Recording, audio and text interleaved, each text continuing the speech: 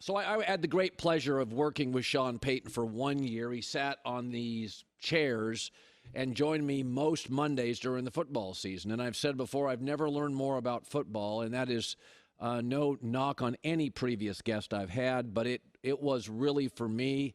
I'm a curious football fan like many of you. I've never learned more football in my life from the conversations, the dinners, the coffees, the moments on the air and off than I did with Sean Payton. And he took over a mess in Denver. And Jarrett Bell, an excellent columnist and reporter for USA Today, talked to him yesterday, and Sean Payton this is so Sean, it's great. He unloaded on the situation he took over. Let me throw up a couple of the quotes. It's so authentic. He said, it might have been one of the worst coaching jobs in the history of the NFL. There's 20 dirty hands for what was allowed, tolerated in this frickin' training rooms, the meeting rooms, the offense. I don't know Hackett. A lot of people had dirt on their hands. It wasn't just Russell. He didn't just flip. He still has it. This BS that he hit a wall, shoot. They couldn't get a play in. They were 29th in the league in pre-snap penalties on both sides of the football. Sean Payton continued. It doesn't happen often where an NFL team or organization gets embarrassed, and that happened here. Part of it was their own fault relative to spending so much blanking time trying to win the offseason. The PR, the pomp, the circumstance, marching people around and all this stuff. Everything I heard about last season, we're doing the opposite. He continued on defending his quarterback, Russell Wilson. This wasn't his fault. This was the parents who allowed it. That's not an incrimination on him, but an incrimination on the head coach who was here, the GM, the president, and everybody else who watched it all happen. It's smoldering. I can feel the heat. I absolutely love Sean Payton and the confrontation to it. He's flawed. He's right. Nothing he said was incorrect. There's no BS. There's no waffling. It's Pulp Fiction. They got a mess on their hands, and they called in the wolf. If you want to fix a culture, you got to nuke the old one. This is not a remodel, a tweak here and a tweak there. It's a total rebuild. Hackett was completely over his skis, and the GM from that team is still there. This may have been strategic. But the older I get, the more I like this. We live in a world now where the mob is constantly seeking an apology. People are easily offended. Yes, actions do offend me. Words rarely do. Dana White said, shove it. Right in the middle of COVID. I'm going to lease an island. Don't like it? Don't watch. It's why, one of the many reasons I'm going to another UFC fight this weekend. He's a man of action. Flawed, imperfect, but doesn't cower when he gets criticized. Deion Sanders, I said it a couple of weeks ago. Not everybody has to blow up a football program like him, but it is a way to do it. Deion Sanders walked in and said, there's the door. Most of you stink. We're blowing this puppy up. You're bad and have been for a decade. You know what? Dana White, Deion Sanders are not perfect.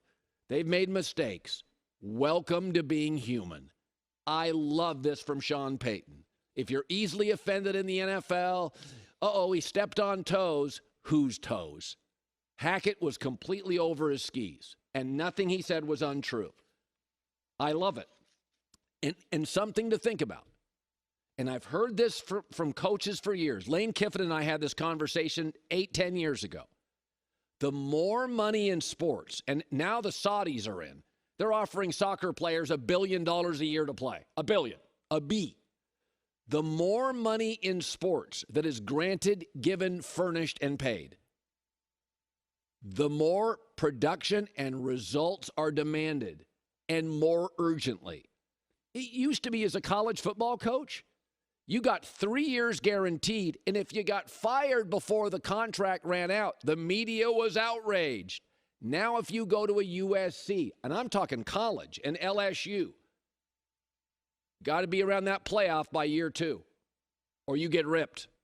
And boosters start complaining, and the AD has no choice but to listen. And in pro sports, Billionaires used to be worth $400 million, maybe 8.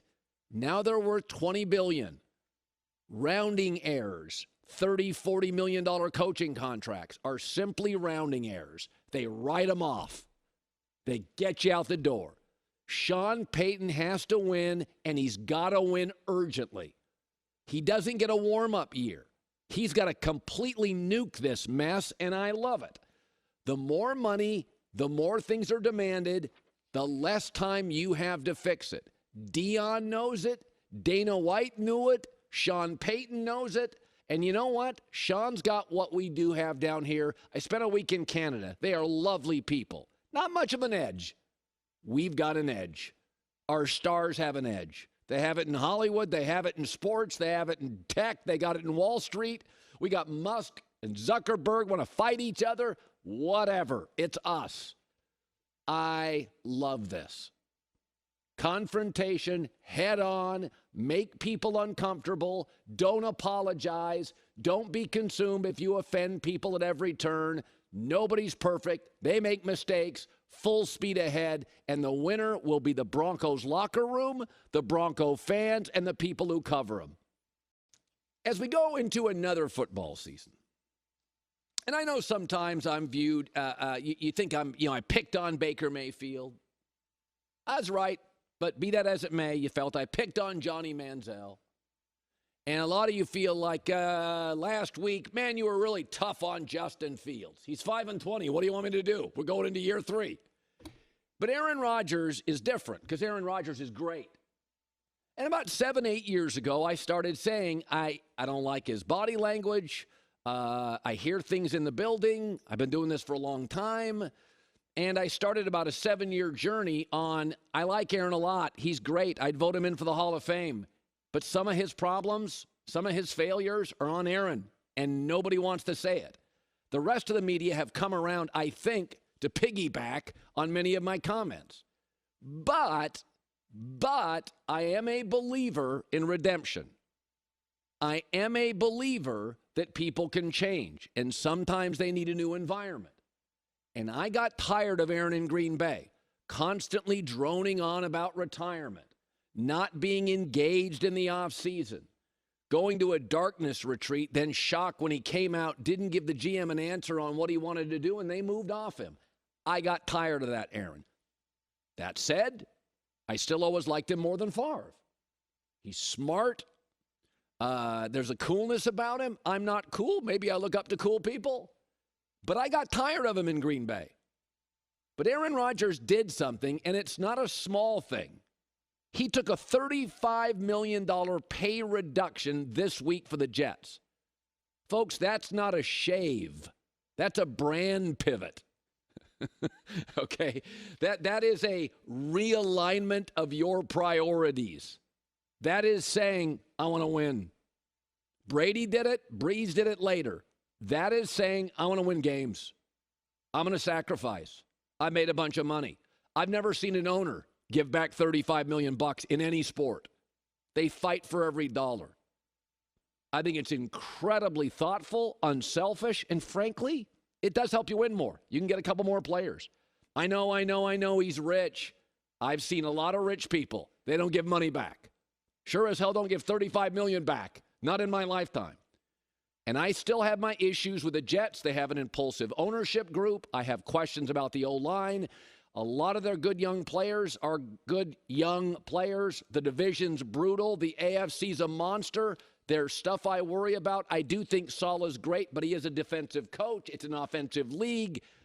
But this is Aaron looking in the mirror and saying, I probably was a little disengaged in Green Bay with the young players. He leans into all the young Jets, saying, I kind of droned on about retirement. Aaron now doesn't want to talk about retirement.